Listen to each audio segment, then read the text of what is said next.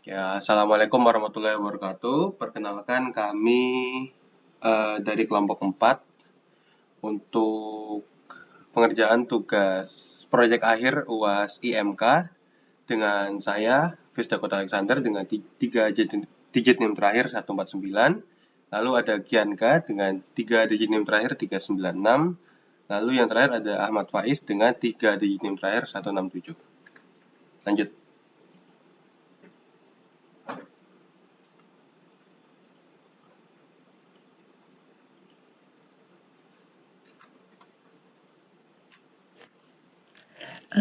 Di sini kita membuat suatu aplikasi, yaitu aplikasi pembayaran, yaitu aplikasi Zinora. Yang dimana aplikasi Zinora adalah aplikasi digital yang memungkinkan pengguna untuk melakukan transaksi keuangan secara elektronik. Aplikasi Zinora berfokus pada kemudahan, keamanan, dan kecepatan dalam melakukan transaksi keuangan.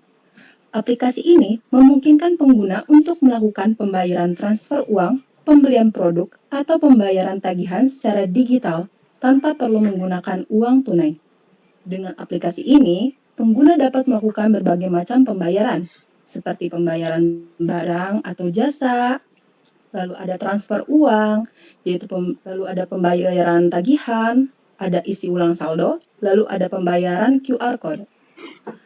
Aplikasi Zinora terhubung dengan kartu kredit, kartu debit, atau saldo digital, dan biasanya dilengkapi dengan fitur keamanan untuk memastikan transaksi yang aman seperti autentikasi 2 faktor.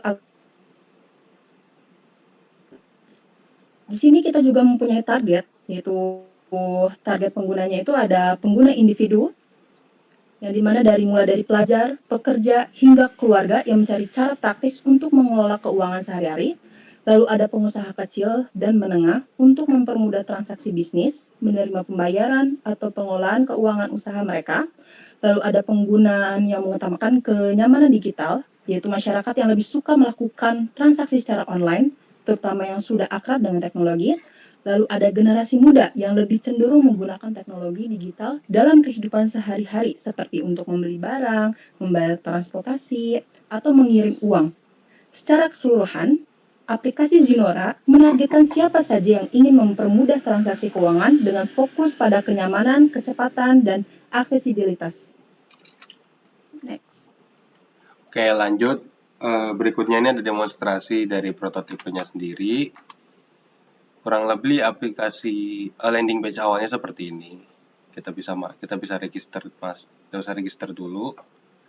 Register, dibuat akun. Setelah buat akun, kembali ke awal, baru bisa login lagi masuk seperti ini, masuk ke dalam. Nah, di menunya sendiri kurang lebih seperti ini, yang nantinya aspeknya akan dijelaskan lebih lanjut. Nih, kita bisa top up, lalu transfer ke bank bisa, ke e-wallet bisa, Dana, OVO, dan lain sebagainya. Bank juga bisa, kurang lebih seperti itu. Untuk transfer, lalu ada transaksi, ini histori transaksi per bulannya seperti apa, itu juga ada. Lalu menu di kartu, bisa mengganti-ganti kartu yang ada. Ini kurang lebih seperti itu. Sejarahnya ada tadi, kurang lebih sama seperti tadi. Nah, kurang lebih untuk demonstrasi prototipenya seperti itu, dan bisa dilanjutkan ke aspek-aspek dari MK itu sendiri. Baik, selanjutnya kita masuk ke proses pengembangnya. Yang pertama, dilakukan riset dan analisis kebutuhan pengguna. Pengembangan dimulai dengan memahami kebutuhan pengguna melalui riset dan pengumpulan data-data. Fitur-fitur yang disediakan seperti transfer, top up, dan pengelolaan kartu dirancang berdasarkan kebutuhan pengguna dalam pengelolaan keuangan digital.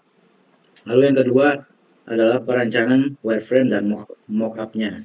Desain awal dibuat untuk menggambarkan alur dan tata letak aplikasinya. Setelah itu, mockup dikembangkan untuk memberikan gambaran lebih mendalam tentang visual aplikasinya. Lalu yang ketiga, implementasi dan pengujian aplikasi. Setiap fitur diimplementasikan secara bertahap dan diuji untuk memastikan fungsionalitas berjalan sesuai rencana dan memberikan pengalaman pengguna yang optimal.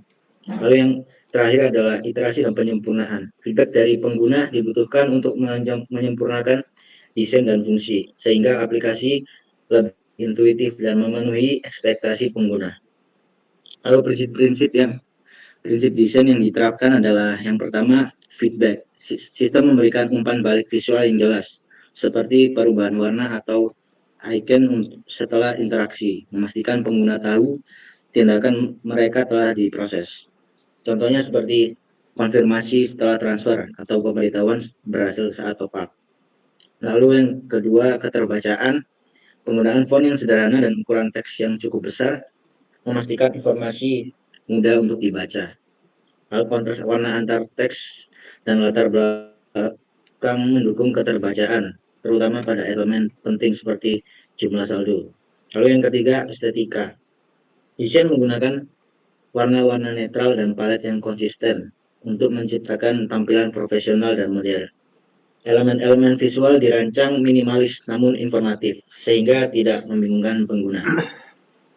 Oke, selanjutnya ada dua aspek yang belum disampaikan, yaitu ada aksesibilitas dan konsistensi. Untuk aksesibilitas, tentunya aplikasi ini mudah untuk digapai oleh rata-rata pengguna, seperti tadi disampaikan, generasi muda dan orang yang melek teknologi. Namun sayangnya aplikasi ini masih kurang ramah untuk pengguna disabilitas, terkhusus dalam mereka yang tunawicara ataupun tunadaksa. Tidak adanya voice to speech tentunya dalam aplikasi ini menjadi kekurangan yang sangat buruk bagi mereka yang tidak bisa berbicara ataupun bagi mereka yang tidak bisa melihat gitu. Fiturnya belum ada dan tidak bisa diterapkan untuk saat ini gitu. Lalu kemudian ada konsistensi dalam desain yang saya rancang. Kebetulan konsistensinya kurang lebih sangat baik, warna yang diterapkan itu kurang lebih sama dan tidak ada perbedaan palet warna yang secara signifikan gitu. Jadi hanya memakai maksimal 4 sampai 5 warna saja untuk tiap page gitu. Ya, seperti kurang lebih yang tadi ditampilkan itu tidak mengandung banyak warna yang berbeda dan konsistensinya hanya berada di warna biru, abu-abu, dan hijau toska muda seperti itu. Oke, sekian dari presentasi kami. Jika ada halnya walaupun kita